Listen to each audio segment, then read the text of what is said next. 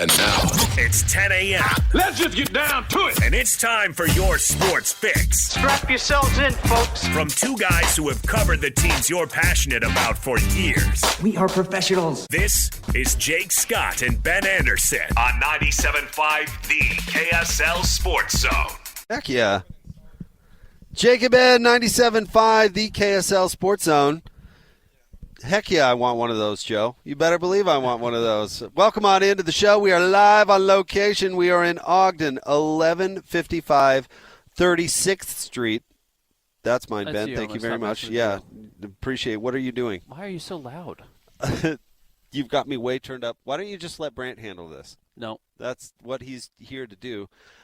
He can't come hear what join I'm us, 1155 36th Street in Ogden, which we're super excited to be up here hanging out with the good folks at Belliston.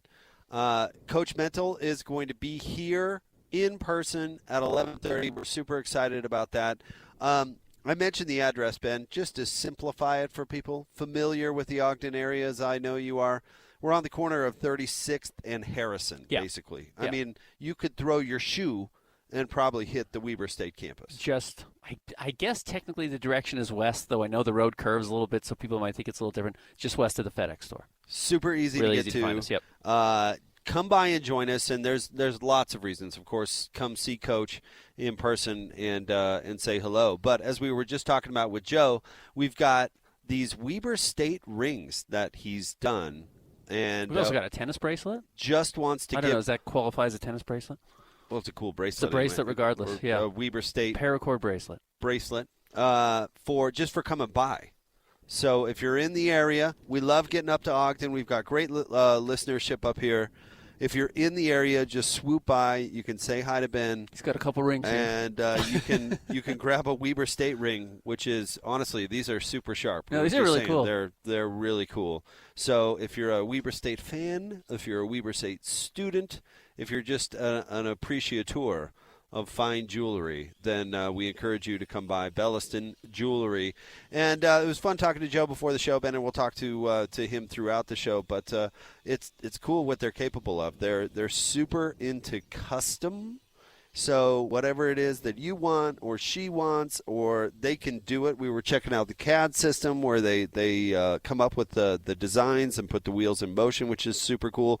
You might be able to hear the tools a little bit in the background. We're quite literally watching them do it. Yeah, no, it's very cool. Come on down. Custom work, traditional work, whatever you're looking for, they really will take care of you. And again, man, you go to their Google reviews, and it's 5 stars across the board everywhere. So super excited, happy customers to have them on board with the Jake and Ben show. Super excited to have Coach Mental. I was telling Brant, this is the first time I will have met Coach in person. Do you know your ring size? I have no clue. I told you when I got my ring, I got it 2 sizes too big because it's tungsten, so you can't resize it. You had more faith in yourself? No, I thought, I'm going to be heavier later. I'm going to have to get the dish soap on. I got the test ring. So come find out your ring size. Yeah. I got to imagine being right across the kitty corner from Weber State. You get a lot of people like, I don't know, Ben, I am not an experienced jewelry buyer, and so I was like super lost when I was buying an engagement ring. You know? I had no clue. Could have easily been swindled. I got to imagine having Belliston right across from Weber State. A lot of people like me are truly blessed. Feel confident because you can come in and you can really. I just found out my ring size. What do you think? What's your guess? I don't even know how they're measured. 3 inches. 9. 9 inches. Wow. Well, I don't think that's what it is. No. I don't think that's what it is. Try that on. That's going to be way too big. Your tiny little fingers. My dainty fingers? No, your hands are bigger than mine. I got thin fingers. All right. There you go, 9. I don't know. I have a bigger finger than Ben. Yeah, clearly. Right. You are the dainty one. What are you talking about? My hands are always cold. They're so thin. What is that, 12 inches? Yeah, 12. That's that one. What you got? It has a number on it. You think I can read that? Oh, yeah, right. He doesn't have his glasses. He can't see without his glasses. Think I can? There's no way I'm going to be able to read that. Are you kidding me? And where is his glasses? Yeah, he can't see without his glasses. Thanks for playing that. It's exactly what I needed. What size were we? I don't know. Okay. Well, he'll pull out the ring and we'll see. I don't know. All right. You know who's going to have huge hands? Hands? Mickey Mantle. Mickey Mental? Mickey Mental is going to have huge. Turned British for a 10 and second. 11. Oh, I'll I'm go with the excited 11. to see Coach Mental's hands. They're going to be. We're hooking Coach up with one of these for sure. Yeah, absolutely. His is going to have diamonds. You ever shaken hands with hands? Yes. It's like shaking hands with a catcher's mitt. Yeah. You're an NFL player. Yeah, you have He's to an be also. wired a little bit differently than everybody else does. Isn't that the truth? Yeah. So we are excited to be here. We are excited to see Coach when he gets here as well. Ben, how are you doing this fine day? I'm doing terrific. Yeah. I honestly, the drive up here is wonderful. I love the scenery right now. Salt Lake doesn't, or Utah, I should say, doesn't get any prettier. It's just really, it's stunning. And like I said, we both love Ogden, and excited for another great week of football. There's basketball media days happening across the league right now for every team that opens their preseason internationally. Jazz will start next Monday, so yeah, it feels like we're getting into the full swing of the best part of sports. I cannot believe the Jazz season is right around the corner. Monday, media day, pretty incredible. That's incredible. The fall is just awesome. Yep. With football and NBA getting started, I mean, it's just. I know some people are partial to like March. I'll take the fall. No, That's the best sports season is the fall. NHL preseason games last night. Not that the Mammoth have looked particularly good yet, but it's preseason. Who really cares? Yeah, Major League Baseball is winding down. This is the last week of baseball until the playoffs. So yeah, this is the golden age right now. This is the golden era and the golden moment of the year to get ready for sports. I'm excited. The golden age? Sure. Like the golden season. The golden season. Yeah. Well, the golden age? Yeah. Sure. That doesn't make a whole lot right of now sense, it is. Dude. We got good BYU, good Utah, new hockey team. Jazz maybe aren't as golden as they once were, but yeah, things are fun. Speaking of the drive up here, before we dive into things, and we'll get to football, of course. But you driving up here, I went the way where you drive by the mouth of Weber Canyon, and I nearly got blown off the road. Okay. Because of how windy it is at the mouth of Weber Canyon all of the time. And can I tell you the story of when I discovered this? Because I think it's at least somewhat funny. In 2002, when the Olympics were here. Christian, the Olympics were in Salt Lake in 2002. It was a controversial Olympics led by Mitt Romney. And he eventually That's not why it was controversial. catapulted that into a presidential run. Actually, to be the governor of Massachusetts before that. But, yes, the Salt Lake did host the Olympics in 2002. I went to the Super G, which was at Snow Basin. Okay. So the parking, because all the events usually you park somewhere else and they shuttle you in, right? So the parking was at the mouth of Weber Canyon. You had to get there at like 6 o'clock in the morning. Ben, I swear to you it was like 5 below. It was so cold. Throwing on parkas, so grateful for my long johns, like just really, I looked like the kid from Christmas Story, right? We get up to Snow Basin, watch the Super G. It was gorgeous. I'm not kidding, though. We were standing in a pile of clothes by the end of the event, just peeling everything off. And it was like, okay, well, the sun came up, so it got warmer, whatever. We get back down to the bottom of the canyon. It was 5 below again, and the wind is just nearly lifting you off the ground. I have no idea how people live at the mouth of Weber Canyon. You know there's a golf course right there? Is there really? I'm sure it's the windiest. It's like half off before 8 a.m. because it's so windy. Because it's so windy. It's got to be the windiest golf course in the state. And I'm sure there are positives to living in any neighborhood. But, man, as soon as you come to the mouth of that canyon, you know it because you get blown 3 lanes over. Everyone's turning into I'm it. coming over. It's not my fault. It's the wind. So anyways, if you're going up to Belliston, maybe don't go that way. No, you can go that way. It's fine. It's lower the sails I didn't before you come through. I didn't cause an accident or anything. It's just I just noticed it's always windy. I mean, you mentioned the Smiths at Canyon Rim or whatever. It's always windy there too. It's it's a mouth of the canyon thing. It's nothing personal. Yeah. That's just a lot of wind. That's all I'm saying. All right, Ben, where do you want to start? You want to start with college football, what we learned yesterday, the injury? I mean, the I don't know. Are they even officially describing it? Everybody's speculating that Devon Dampier has an injured ankle. Well, a photo was released, yes, of Devon Dampier that had been deleted, and he clearly has a brace on his ankle, and it's not like a huge brace, but it's a brace nonetheless. And was he talking to Urban Meyer in that photo. I believe it looks like it's the back of Urban's head. But yeah, let's hear the cut on what they had to say about the injury. Oh, he's doing the best he could. Wasn't able to practice Tuesday or Wednesday, a little bit Thursday. I'm going to tell you that it definitely impacted Devon. But if you're out there, you got to get it done. And so we never use that as an excuse. And the University of Utah, or the athletics department, did have to send out a tweet yesterday, or maybe they didn't have to, but they felt compelled to send out a tweet yesterday that basically said, hey, we did everything by the books. There was never a doubt that Devon was going to play, so that's why he wasn't listed as questionable. But it does make you wonder if maybe somebody reached out from the Big 12 and said, hey, we've got these injury reports. You guys didn't report an injury that was clearly an injury in the middle of the week, to the point where he wasn't practicing on Tuesday or Wednesday. And I think, again, it just underlines how unimportant and how worthless these injury reports were always going to be. Correct. They're unenforceable. No, yeah, Utah didn't violate any rules.